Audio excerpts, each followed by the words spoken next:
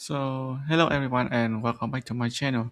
And the last time I made a video about Stanley, and in today's video, I will talk about one of the most influential, important figures in the comic industry, Jack Kirby. And this video is not doesn't will not only tell you about his career and his life, it's also explain why is he hailed as the king of comics. So we will go to the first part, his life. Jack Kirby has his birth name. His birth name is Jacob Krusberg, and he was born on August 28, 1917. Jack Kirby joined the comics industry in his early days, and he started working for Timely Comics and used numerous pen names before settling with Jack Kirby.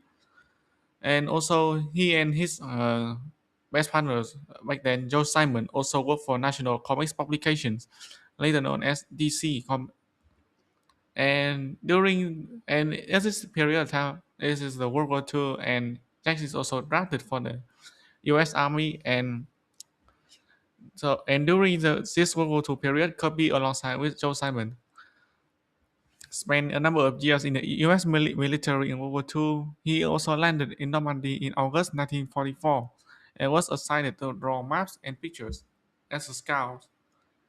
And after the war is over, he produced work for many publishers. He and Simon expanded comics into the romance genre and later founded Mainline Publications, which was short-lived. Kirby and Simon worked together for a couple of years before Simon left to pursue advertising career. Jack Kirby therefore temporarily came back to Timely Comics, now changed to Atlas Comics in the mid-50s, and he also created works for DC at the same time as a freelancer.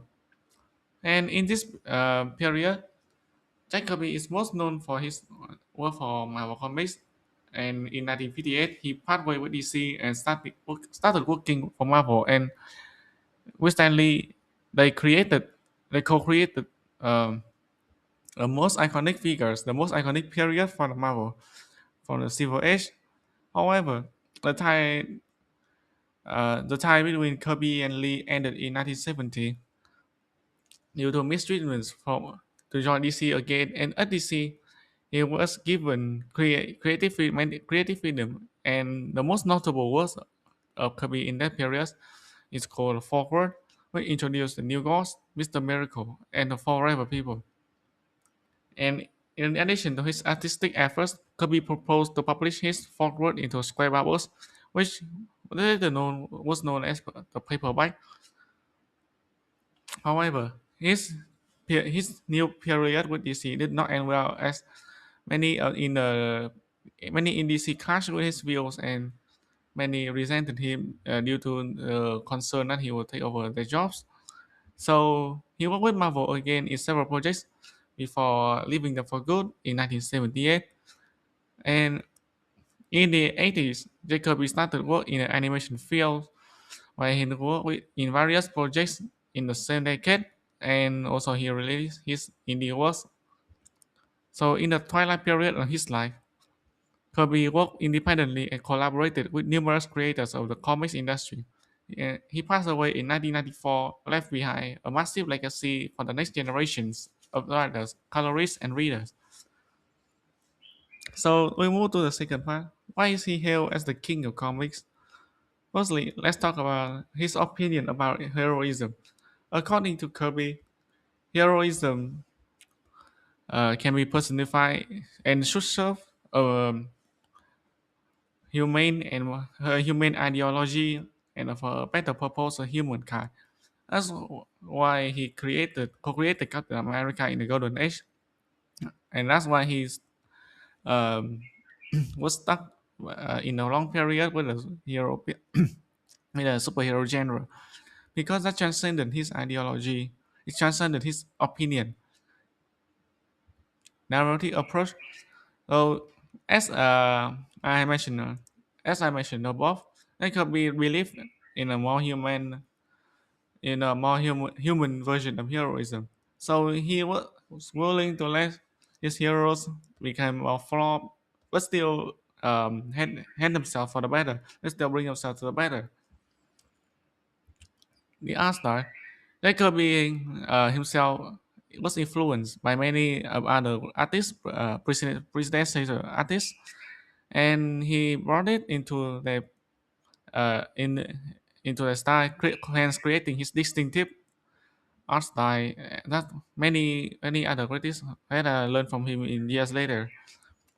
And lastly, the working method. So Jack Kirby has a special working method of working thoroughly for a comic book from start to finish. He barely he barely tried to break his uh,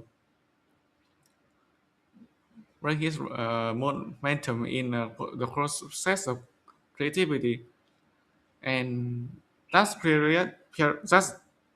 method is copied by many others artists in years later. So, and we move to the final part, the fate of the king. So, despite his contributions, Jacoby was through Jacoby's life and career also was filled with drama, was filled with voice across publishers. So, it can be dismissed about the disagreement in voice throughout the career. And most famously was Stanley. Even that fight between Lee and Kirby was so infamous in the comic industry that Jack Kirby even slandered Stanley in years later in his personal works. So he also rated that action. Regardless, the Lee and Kirby friendship turned to rivalry was one of the most famous dynamics, most famous dramas in the comics industries. And also, mostly through Kirby did not get the treatment he deserved, despite his contribution, despite his effort, despite his innovation for both sides. Kirby did not get the yes, Kirby did not get the treatment he deserved. Regardless, in the modern days, people often consider Jacoby as one of the, if not the most influential individuals in the comic history. His career was tied with innovation, revolution, that transformed comics once and forever. And in the modern days, his contribution is now appreciated well, and through the mentor, the king of comics. And that is the end of my video today. If you like the content, please like, share, and subscribe. And if you want to discuss, please comment politely below, and see you in the next video.